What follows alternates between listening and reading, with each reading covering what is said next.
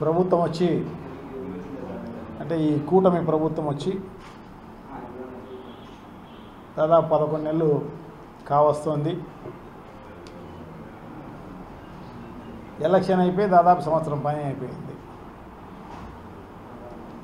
ఎలక్షన్లకు ముందైతే అన్ని చోట్ల పులిందల్లో అయితేనేమి, మిగతా మహానాడులలో అయితేనేమి, వైజాగ్లో అయితేనేమి,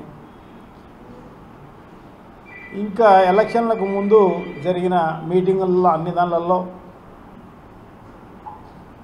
కరెంటు ఛార్జీల గురించి తమ్ముళ్ళు ఆలోచన చేయండి. ఈ ప్రభుత్వం వచ్చి ఇన్నిసార్లు పెంచడం జరిగింది. మేము వస్తే ఇప్పుడే కరెంటు ఛార్జీలు తగ్గించేస్తాం, ఇంకా ఏదైనా పెంచి ఉన్నా కూడా తగ్గించేసేసి వాళ్ళ ఇంట్లోనే కరెంటు ఉత్పత్తి చేసేటట్టుగా చేసి అది మళ్ళా గ్రిడ్కు అమ్మే కార్యక్రమం కూడా చేసే విధంగా చేస్తాం అని చెప్పేసి ఊదర కొట్టడం జరిగింది చంద్రబాబు నాయుడు గారు ఎలక్షన్ మీటింగుల్లో అన్ని దానిలలోనూ. కానీ దాని తర్వాత వచ్చి ప్రభుత్వం వచ్చిన తర్వాత ఇప్పుడు ఏదైతే కరెంటు పైన శ్వేతపత్రం రిలీజ్ చేసినారన్నమాట. ఆ కరెంటు పైన శ్వేతపత్రం రిలీజ్ చేసిన రోజే ఈయన మేమెప్పుడు చెప్పామని చెప్పేసి మాట మార్చిన పరిస్థితి అన్నమాట. అంటే ఆయన నైజమే అటువంటిది. ఎలక్షన్ మేనిఫెస్టోలో ఒక రకంగా చెప్తారు, కోటలు దాటే విధంగా మాటలు కోటలు దాటే విధంగా ఆ రకంగా కథలు కబుర్లు మోసం అంతా కూడా చెప్పే కార్యక్రమం చేస్తారు. చేతలకు వచ్చేపాటికి మళ్ళీ ఇమ్మీడియట్గా మాట మార్చే కార్యక్రమం చేస్తారు. చాలా దారుణం. ప్రజలు ఈయన మాట నమ్మి కరెంటు ఛార్జీలు పెరిగిపోయినాయి, డీజిల్ రేట్లు పెరిగిపోయినాయి, నిత్యావసర సరుకులు పెరిగిపోయినాయి. ఇవన్నీ ఎలక్షన్లకు ముందు కబుర్లు చెప్పే కార్యక్రమం అన్నమాట. సో ఇప్పుడు అదే పరిస్థితి. కరెంటు ఛార్జీలు పెంచడం జరిగింది.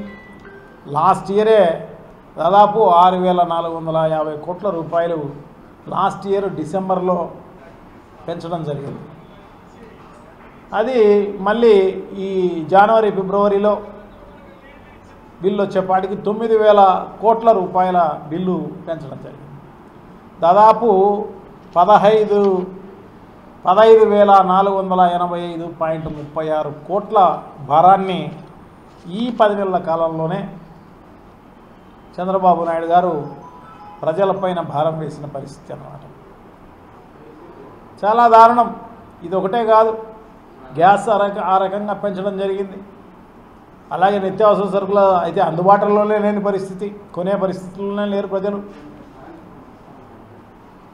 అన్ని రకాలుగా. అదే కాకుండా రిజిస్ట్రేషన్ ఛార్జీలు పెంచడం జరిగింది. ఈ ప్రభుత్వము ఏదో సంపద సృష్టిస్తామని చెప్పేసి సంపద సృష్టించేది పక్కన పెట్టి ప్రజలపైన భారం వేసే కార్యక్రమం, ప్రజలపైన ఇబ్బంది చేసే కష్టాల పాలు చేసే కార్యక్రమం చేస్తున్నాడు తప్ప ఇంకో రకమైన కార్యక్రమం లేదు. అప్పు చూస్తామా అంటే దాదాపు ఇప్పటికే 1,65,000 కోట్ల రూపాయలు అప్పు చేయడం జరిగింది ఈ ప్రభుత్వం. ఈ ప్రభుత్వం అప్పు చేసి ఏదైనా మేనిఫెస్టోలో చెప్పినట్టు ఏంటన్నా అమలు చేసినారా అంటే ఏమీ లేదు. నీకు 15,000, నీకు 15,000, నీకు 15,000 అని చెప్పేసి నీకు 18,000, నీకు 18,000, నీకు 18,000 అని ఈ రకంగా అన్ని రకాలైన అబద్ధాలు. ఆర్టీసీ బస్సు ఫ్రీ అని చెప్పి ఇంతవరకు అమలు చేసిన పరిస్థితి లేదు, ఏమీ లేదన్నమాట. ఏమీ లేకపోయినా ఏమీ కాకపోయినా అప్పు అయితే ఇన్ని లక్షల కోట్ల రూపాయలు అప్పు చేసిన పరిస్థితి. ఇది భారతదేశంలో ఏ రాష్ట్రంలోనూ ఇంత టైంలో, అంటే ఈ సంవత్సరం టైంలోనే, ఈ 10 నెలల టైంలోనే ఇంత పెద్ద ఎత్తున అప్పు చేసిన పరిస్థితి కూడా లేదు ఎక్కడ కూడా. ఈ రాష్ట్రంలోనే ఇటువంటి పరిస్థితి, దారుణమైన పరిస్థితి. సంక్షేమ కార్యక్రమాలు అమలు చేసింది లేదు, ఏదైనా అభివృద్ధి కార్యక్రమాలు చేసినారంటే అది చేసింది లేదు. ఏమీ లేకపోయినా అప్పు మాత్రం వచ్చింది. ఎందుకు అప్పు? ఒట్టి లంచాలు కమిషన్ల కోసం అప్పు చేయడం జరుగుతుంది తప్ప ఇంకో రకమైన కార్యక్రమమే లేదన్నమాట. చాలా దారుణం. సో ఇప్పుడు కరెంటు బిల్ అనేది లాస్ట్ మంత్ వచ్చిన కరెంటు బిల్లుకు బిల్ లాస్ట్ మంత్ ఒక ఆయనకు గోపాలయ్య అని చెప్పేసి సిద్ధవటానికి సంబంధించి ఇది లాస్ట్ బిల్లు 571.20 ఎంతో వస్తే ఇప్పుడు 1200 చిల్లర బిల్లు వచ్చింది.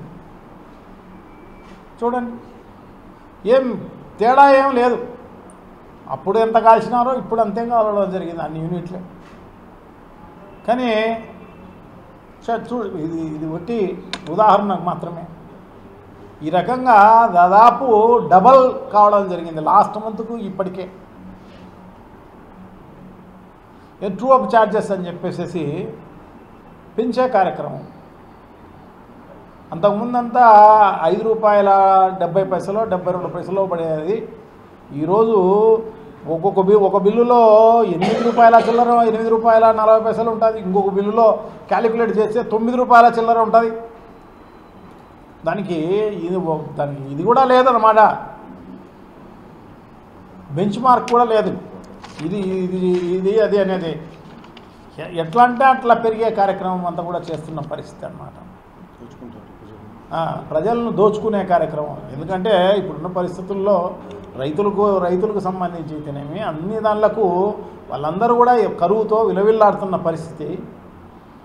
సో ఇటువంటి పరిస్థితుల్లో వాళ్ళకి ఆదుకునేది పోయి ఈ రకంగా మధ్యతరగతి వాళ్ళకైతే నిజంగా కూడా చాలా దారుణం. ప్రతి నెల ఏదో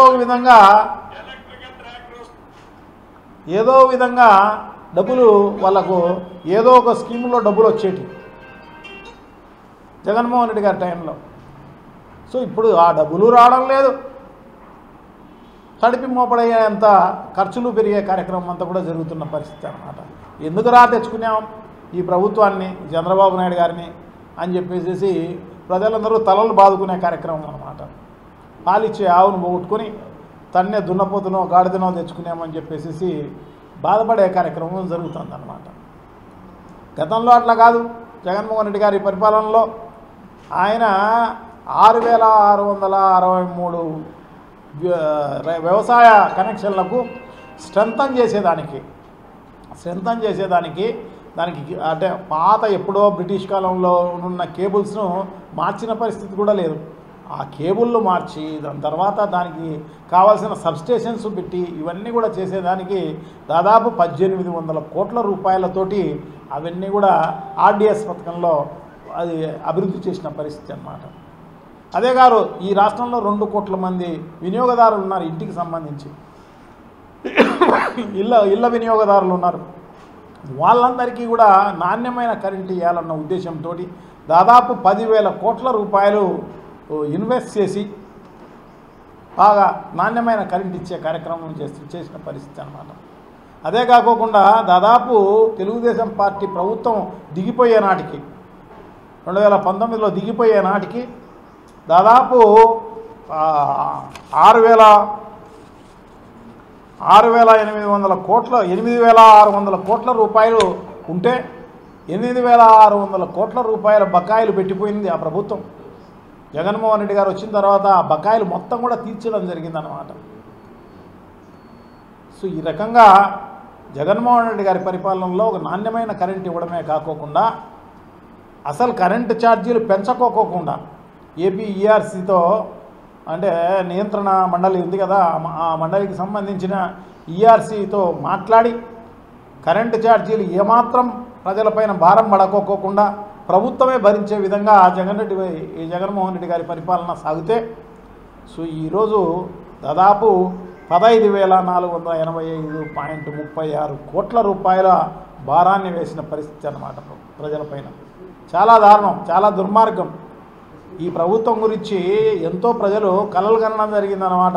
ఇదేందో పెద్ద ఎత్తున చంద్రబాబు నాయుడు గారు మార్చేస్తాడు, పెద్ద ఎత్తున మార్చి మాకందరికీ మేలు జరుగుతుంది అని చెప్పేసి వాళ్ళు భావించి ఓట్లేస్తే ఈ రకంగా పరిపాలన చూసి నిజంగా కూడా బాధపడుతున్న పరిస్థితి. డెఫినెట్గా ఈ ప్రభుత్వానికి బుద్ధి చెప్పే కార్యక్రమం తప్పకుండా జరుగుతుంది. తొందరలో దీనిపైన మేము కూడా వైఎస్ఆర్ కాంగ్రెస్ పార్టీ తరఫున ఉద్యమం చేపట్టే కార్యక్రమం తప్పకుండా చేస్తాం. ఎందుకంటే ప్రజలకు భరించలేని పరిస్థితి, ప్రజలు బతకడమే కష్టంగా ఉన్న పరిస్థితి అన్నమాట. కరెంటు బిల్లు పట్టుకుంటే షాక్ కొట్టే కార్యక్రమం జరుగుతుంది అన్నమాట.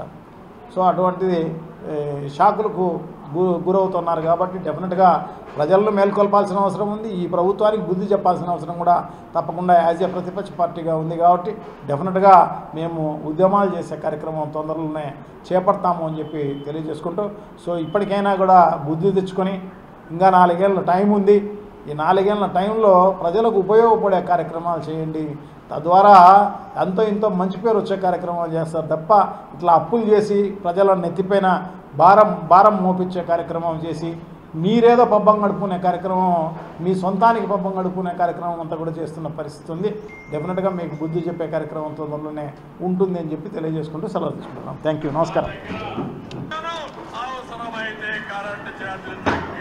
భగవంతుడు మనకు మంచి ఎండనిచ్చాడు, ఎండలో నుంచి కరెంటు తీస్తున్నాం.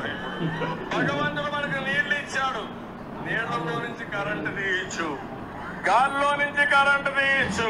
ఈ 3 సమగ్రంగా ఉపయోగించుకుంటే 2-3 రూపాయల కరెంట్ వచ్చేసుకుంటాం. 3 యూనిట్ మీ ఇంట్లోనే మోటార్ వేసుకోవచ్చు. అక్కడి నుంచి కరెంట్ ఉత్పత్తి చేసి ఇంటికి పంపించి ఇంటికాడ కూడా మన లైన్లు వేసుకోవచ్చు. మీ ఇంటికాడ కూడా ఏసీ పెట్టుకోవచ్చు, కావాలంటే అన్నిటికీ ఉపయోగించుకోవచ్చు. నీ ట్రాక్టర్ కూడా ఎలక్ట్రికల్ ట్రాక్టర్ వస్తుంది, స్కూటర్ కూడా ఎలక్ట్రికల్ స్కూటర్ వస్తుంది, కారు కూడా ఎలక్ట్రికల్ కారు వచ్చేస్తాయి. తమ్ముళ్ళు ఇది ఊహించుకున్నప్పుడు కలే కదా మీకు. నా దగ్గర ఆ అభివృద్ధి మంత్రం ఉంది. తప్పకుండా కరెంటు ఛార్జీలు తగ్గిస్తా, కరెంటు ఛార్జీలు పెంచను, అవసరమైతే కరెంటు ఛార్జీలు తగ్గిస్తా. భగవంతుడు మనకు మంచి ఎండనిచ్చాడు, ఎండలో నుంచి కరెంటు తీసుకున్నాడు. అది ఇటువంటి కళ్ళవల్లి మాటలు కబుర్లు చెప్పి మోసం చేసి తగ్గిస్తామని చెప్పేసి సో ఈ రకంగా చేసిన పరిస్థితి. సో డెఫినెట్గా చంద్రబాబు నాయుడు గారికి ఈ కూటమి ప్రభుత్వానికి బుద్ధి చెప్పే రోజు తొందరలోనే వస్తుంది అని చెప్పి తెలియజేసుకుంటాం.